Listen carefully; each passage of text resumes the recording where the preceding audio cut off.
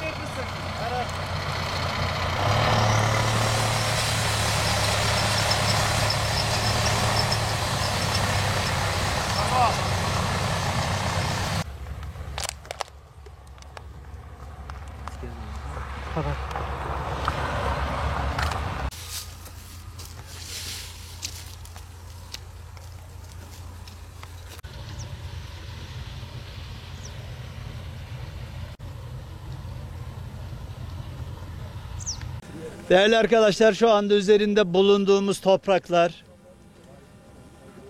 Mezopotamya dediğimiz, yukarı Mezopotamya dediğimiz dünyanın en verimli topraklarının bulunduğu bölgede bulunuyoruz. Bu topraklara ne ekerseniz onun misliyle size veren topraklar.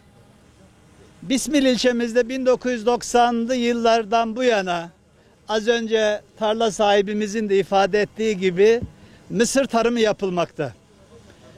İlk defa bu tarlada bölgede mısır üretimi demo olarak başlamış ama bugün geldiğimiz noktada 2019 ile 2020 arasında sadece Bismil bölgesinde yapılan mısır tarımına baktığımızda geçen sene 93 bin dönüm tarlada dekar alanda mısır tarımı yapılmışken bu sene 162 bin dekara yükselmiş durumda. Ve Diyarbakır geleninde de arkadaşlar 380 bin dönüm mısır tarımı yapıldı bu sene. Bu iki il arasındaki artış neredeyse %100'e yaklaştı. Değerli arkadaşlar, Türkiye'de mısır üretiminde dekar başına verimlilik 950 kilogram ortalaması var. Ama Bismil'de bu ortalamanın 1150 kilogram olduğunu görüyoruz. Ama bilinçli çiftçilerimiz, bugün üzerinde hasat yaptığımız bilinçli çiftçilerimiz, emeğini, alın terini, aşkını tarlasına aktaran çiftçilerimiz bu oranı 1800 kilograma kadar çıkarabiliyor. Bu da önemli bir verim arkadaşlar. Son yıllarda Mısır'daki hem fiyat hem bu verimlilik çiftçimizi biraz pamuktan Mısır'a da kaymasına da vesile oldu. Değerli arkadaşlar, devletimiz, Tarım ve Orman Bakanlığımızın çok ciddi destekleri de var. Mısır tarımı ile ilgili. Şu anda ton başına 30 liralık bir destekleme fiyatımız var. Yine dönüm başına çiftçimize gübre ve mazot desteği olarak da 29 liralık devletimizin bir desteği var. Çünkü az önce de ifade ettim arkadaşlar, sanayi ürünü olarak kabul edilen mısır ve pamuk gibi ürünlerin Türkiye'de ithalatını engellemek ve iç piyasadan, kendi topraklarımızdan ihtiyacımızı karşılayabilmek için Tarım Bakanlığımızın da çok ciddi bir gayreti var. Değerli arkadaşlar, mısır tabii sadece darısıyla değil, koçanıyla, yaprağıyla, samanıyla da çok değerli. Çiftçimiz kullanabildiğini kullanıyor. Bazen samana çevirip hayvanına saman olarak da kullanabiliyor. Ama şimdi bölgemizde yeni gelişen teknolojiler var arkadaşlar. Az önce hep beraber balyaları gördük. Önce hasat yapılıyor, daha sonra mısırın kalan sapı, samanı balya haline getiriliyor. Bölgemizde Derik'te bulunan biyogaz, biyokütle tesisleri var arkadaşlar. Derik'teki biyokütle tesisi, yine Bismil merkezde bir biyokütle tesisimiz var.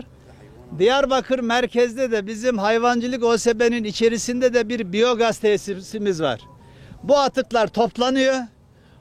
Hem biyokütleye çevrilerek kalorifer ısıtmasında kullanılabiliyor veya yakarak elektrik enerjisi yapılıyor.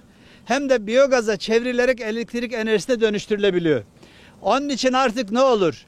Ne mısırın, ne buğdayın atığını, anızını, sapını, samanını tarlada yakmayalım arkadaşlar. Bugün belki bu tarla günü, bu hasat günü münasebetiyle bölge çiftçimize ve Türkiye'deki çiftçilerimize çağrımız olsun.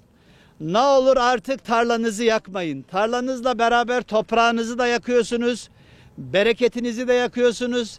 Sadece anızınızı değil, sadece artığınızı değil, toprakta sizin için çalışan yüce yaratıcının toprakta var ettiği bütün canlıları yok ediyorsunuz. Börtü böceği yok ediyorsunuz ve toprağı organik olarak çok ciddi manada fakirleştiriyorsunuz. Hem havamızı kirletiyorsunuz, hem çevremizi kirletiyorsunuz. Ne olur? Artık bu atıklar bir ekonomik değer. Bunu kullanan, değerlendiren bölgemizde tesisler var. Ne buğdayın, ne mısırın atığını, anızını lütfen vatandaşımız yakmasın. Zaten arkadaşlar anız yakımının çok ciddi cezaları var. Biz takip ediyoruz. Anızını yakan çiftçimize de ceza uyguluyoruz. Ama bizim amacımız o değil. Biz tarlamızı korumak istiyoruz. Biz toprağımızı korumak istiyoruz. Toprağımızı ve bereketimizi yakmak istemiyoruz. Bu konuda çiftçilerimizin bize yardımcı olmalarını istiyoruz ve diliyoruz arkadaşlar.